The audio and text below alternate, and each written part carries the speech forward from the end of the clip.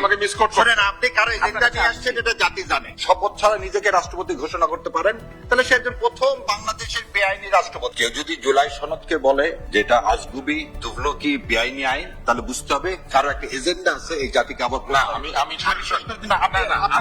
আমি জুলাই সনদকে তুগলকি বলি নাই।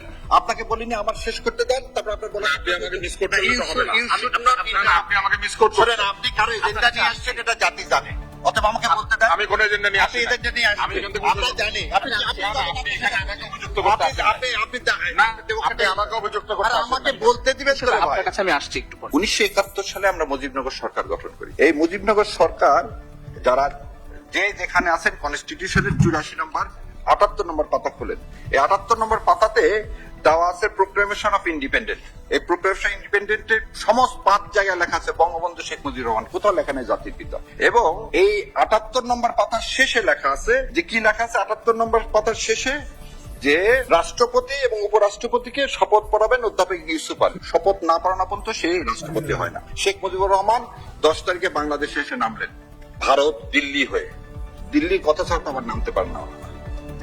দিল্লি হয়ে নামলেন, শপথ পড়লেন না। 11 তারিখে উনি কি দিলেন? Provisional constitution of Bangladesh order. শপথ ছাড়া নিজেকে রাষ্ট্রপতি ঘোষণা করতে পারেন, তাহলে সে একজন প্রথম বাংলাদেশের বেআইনি রাষ্ট্রপতি। কাছে শপথই নেননি। আজকে যে সনদের কথা নিয়ে তুগলুকি শুরু হয়েছে সেই 72 সালে 11 জানুয়ারি। এই পেজ নাম্বার কত সেটা বলে দিই। 84 নম্বর পাতায় কনস্টিটিউশনে উনি নিজেকে ডিক্লেয়ার করলেন। 84 নম্বর পাতা দেখেন, 84 নম্বর পাতা নিচে কি সাইন করছেন উনি? বাংলাদেশের রাষ্ট্রপতি হিসাবে Sheikh Mujibur Rahman, president of the people's republic of Bangladesh. Fraud কাকে বলে? মুক্তিযুদ্ধের সাথে প্রতারণা, মুক্তিযোদ্ধাদের সাথে প্রতারণা। আর আজকে আপনি আসছেন তুগলকি আইন না।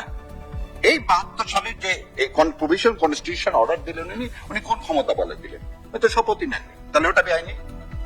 ওই বেআইনির বলে এই 72 সালে যে কনস্টিটিউশন রচনা হলো, আবু সাইদ চৌধুরীকে উনি 12 তারিখে শপথ পড়ালেন, সব বেআইনি।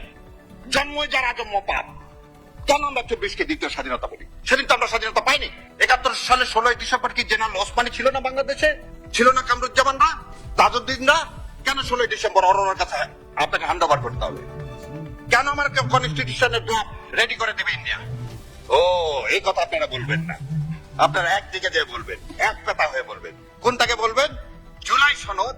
যখন মানুষ তার নতুন সূর্য দেখার স্বপ্ন শুরু করছে, তখন আপনি একটা নেগেটিভ তৈরি করবেন। এই জাত গেল, জাত গেল, জাত গেল।